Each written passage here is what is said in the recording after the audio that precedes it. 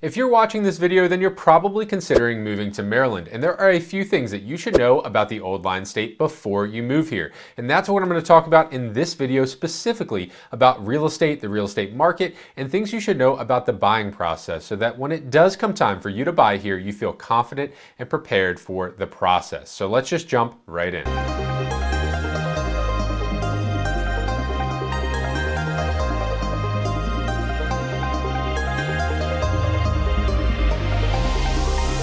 Hey everyone, my name is Brady and I'm a realtor here in Maryland, and I make videos like this every single week about what it's like to live in Maryland and to move here. So if this is your first time visiting the channel, thank you for being here. Make sure to subscribe so that you don't miss any of my upcoming videos. Now, moving to a new state can be exciting, it can be nerve-wracking, stressful, all of the emotions. But the purpose of this video is to take some of that weight off of your shoulders through education and guidance, and I think this video will be the perfect mix of both. And the first thing that you should know about moving to Maryland is that we have hundreds of localized markets here. So when we're talking about the Maryland real estate market, usually we're talking about that macro view, the overall 10,000 foot view. But Maryland has so many localized markets that act very differently from one another. And just like many of the states on the East Coast, we have mountains, we have beaches, we have farmland, and we have big and small cities. But a unique thing that Maryland has is the Chesapeake Bay, which provides over 11,000 miles of shoreline, which means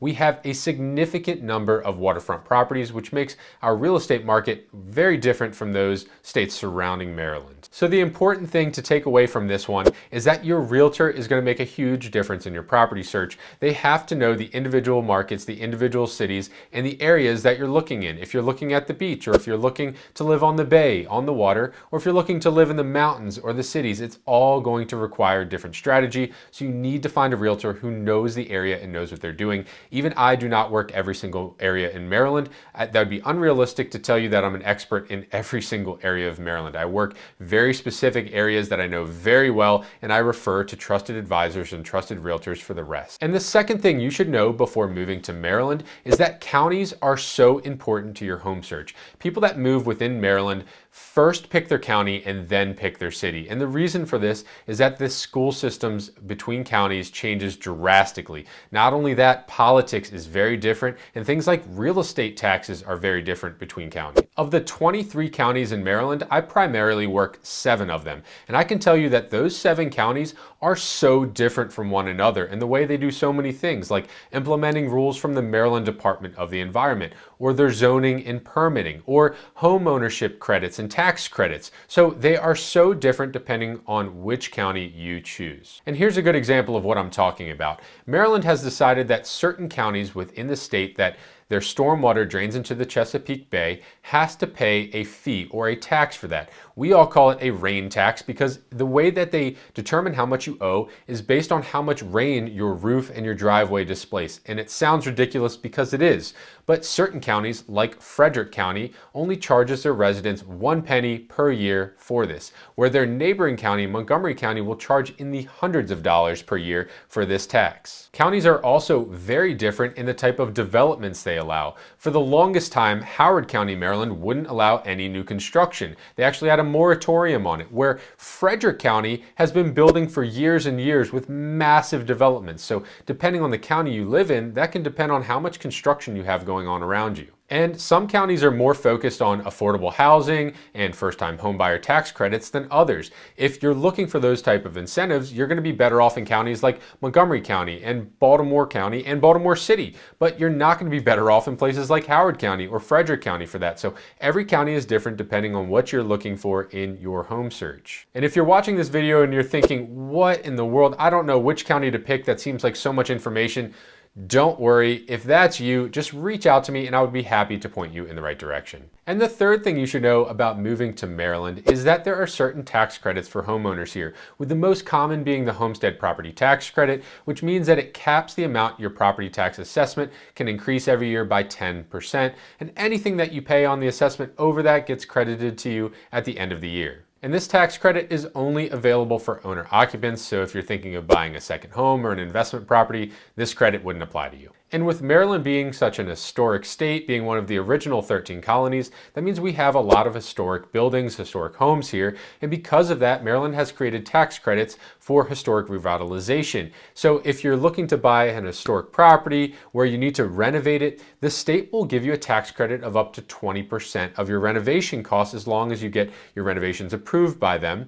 And that's a lot of money. They cap it at $50,000 every 2 years, but that's a significant amount if you're looking to do a major renovation on your historic home in Maryland. There's also a lot of tax incentives if you have an agricultural property in Maryland, and especially if you have an agricultural property in Montgomery County. They have some of the highest tax credits available. They also have something really cool that's for urban farmers. So if you have a property between a half acre and 3 acres in Montgomery County, you may be eligible to have up to 80% of your tax bill credited back to you. And again, even with tax credits, each county is so different from one another in what they offer. Obviously, the state has their own, but each county has their individual tax credits. So depending on what type of property you want to buy, whether it's agricultural or historic, that's where you need to determine the best county to live in, and I'm happy to help you with that as well. And the fourth thing you should know about Maryland before moving here is that we are a recession-resistant state. And what do I mean by recession resistant? Well, during economic downturns, Maryland actually fares pretty well. And the reason is we have an incredibly strong job market.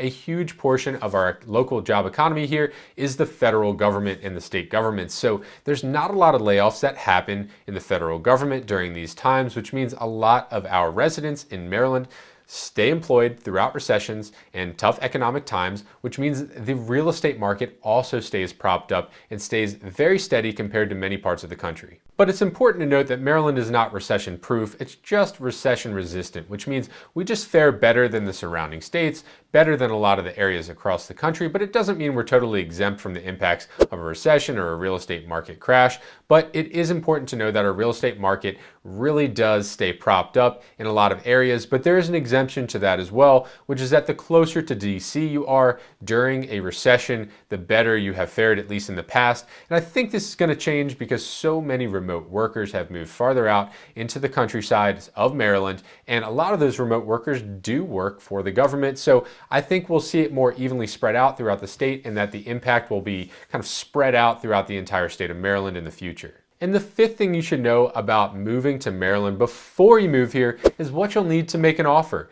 I think the first and most important thing you can do is connect with a local lender to see the amount that you're pre-approved for. I see so many people that think that they can afford a certain amount and they look at the monthly payment and they say, no way. So it is so important for you to get a pre-approval prior to starting your home search so you know exactly the types of homes that you can start looking for. And after you connect with a lender, you're going to want to connect with a realtor who can draft the offer for you. And you're going to need that pre-approval letter from your lender to offer on a home, unless you're paying all cash, which in that case, you would need a proof of funds letter from your bank. But if not, you need that pre-approval letter anyway. You'll also need something called an earnest money deposit. And in Maryland, the customary amount for an earnest money deposit is 1% of the purchase price. And what this does is show good faith to the seller that you want to complete this transaction. And the way that you protect that money is that you have contingencies as part of your offer. So say, for example, if your appraisal comes in low or you find something on an inspection that is just unbearable, you can't move forward with the deal, your deposit would be returned to you and protected. So you're going to need your lender, your pre-approval letter, your realtor to help you write the offer, and an earnest money deposit in order to submit that offer. You're also going to decide on things like the inspections and the appraisal. And what that is a contingency. It's a contingency in the offer that says, if these certain terms are met, I'll move forward. And if not, I have the ability to back out. And there's so much that's a part of a Maryland contract. There's no way that you're just going to learn all of this overnight. And it's not your job to do that. That's what your realtor is here to do. So make sure that you get an experienced realtor on your side who understands the contracts inside and out, who understands every term, every clause, and every contingency that you could possibly offer on the home, and also when to actually use them. In a competitive environment, it may not make sense to use some, and it may make sense to use others. So that's why it is so important to choose the right realtor for your search. And one of the most common questions I get from buyers is, what happens when I submit my offer? Well, two things typically happen in Maryland when you submit an offer. Either the seller determines whether or not they want to accept your offer right away. That means that they're reviewing them as they come in. Or the more common scenario since the pandemic is that they set a deadline. So when the first offer comes in, whether it's from you or somebody else, they'll set a deadline within a reasonable amount of days, usually at the end of the weekend on a Sunday or even a Monday, and that's where they'll decide with the seller. They'll all sit down and determine who is the winning offer. And this is the most typical case. So if you're thinking of offering on a home in Maryland, you need to know that you're probably not going to hear back right away. So don't get your hopes up that you're going to submit an offer and 10 minutes later you're going to get an answer. So if that's you, if you're considering putting an offer in on a home in Maryland sometime in the near future, whether that's 3 weeks out, 3 months out, or 6 months out, I would be happy to help you. Please reach out to me. My information is listed below. You can also schedule a consultation with me at the link in the description, and I'll be happy to help you with your Maryland home search. And if you're worried about the process or stressed about how to make a move from out of state to Maryland, this is what I deal with on a weekly basis. So that's something that I can create a plan for you for so that you feel very confident in making your move to Maryland. And as always, if you like this video, make sure to like and subscribe so that you stay up to date on all of my videos about moving to Maryland.